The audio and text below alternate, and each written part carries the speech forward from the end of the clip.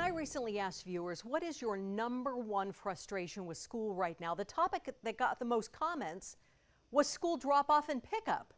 And while I saw plenty of examples of people being calm, patient, and organized in both Fresno and Clovis Unified, I also witnessed a lot of bad behavior, which is clearly why many people in our community are calling this a crisis. Chaos and confusion, danger, laws being broken, safety of the children. But it doesn't have to be that way. Not at all. It's all a choice. Oh man, every day is crazy traffic. People just be stopping in the middle of the road, letting their kids out. Like, that's really dangerous. You know, even the school has told parents to not do that. Just because other people are doing it, you know, don't be a follower, be a leader. Set the example and do things right. Like the He Chang family. They walk to and from school. For them, it's a purposeful routine. We do the same thing almost every morning or every night to prepare. You have to be a little strategic. Either come very early or you're gonna have to park a little far. So many of our schools are surrounded by neighborhoods where it is very easy to park within a neighborhood, stop, let your child off. They can make their way to the school without even having to cross it At all times. Okay. I think it's a matter of working with your families about getting systems in place and talking with them and really developing a system that will work for the family, the community, and the school. But even with these systems in place, plenty of parents ignore them. Double parking, running across the road far from the safety of a crosswalk, dropping off children in the middle of the road, pulling U-turns in the middle of the street, like here at Tulare Avenue right in front of Roosevelt High School. That's why a parent group put up these handmade signs pleading with parents to be better. I can just open up the door and have my kid jump out, right? If I'm in a regular street? That is 100% illegal and extremely dangerous. We do get that a lot. People will stop even at a crosswalk because they see kids coming, and I've seen multiple cars stacked up, and all of a sudden doors pop open, kids jump out, traffic starts moving, and now they're not moving, traffic behind is held up. It becomes chaotic and it becomes dangerous. I be blocking the traffic sometimes too. I gotta make it happen. When people stop in the middle of the road, letting their kids out, I'm waiting on you with my kid in the car when I'm trying to come out safely. I can't be late. I was rushing to get here just a minute ago. And this is what the rushing and inattention can lead to, exactly what no one wants. Just last week, a 9-year-old boy was hit by a car at Bernie Elementary. Dropped off 10 feet from a crosswalk and was going to dart across the street to get to school to see his friends, and didn't look.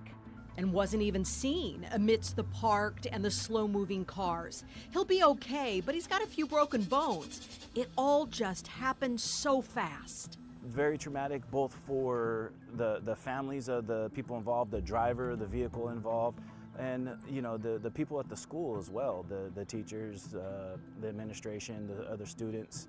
The trauma expands beyond just that incident. I feel like maybe just bringing law enforcement out, maybe they'll scare the parents a little bit more. There aren't enough administrators in the world, there aren't enough police officers in the world to be at 106 school sites here in our district.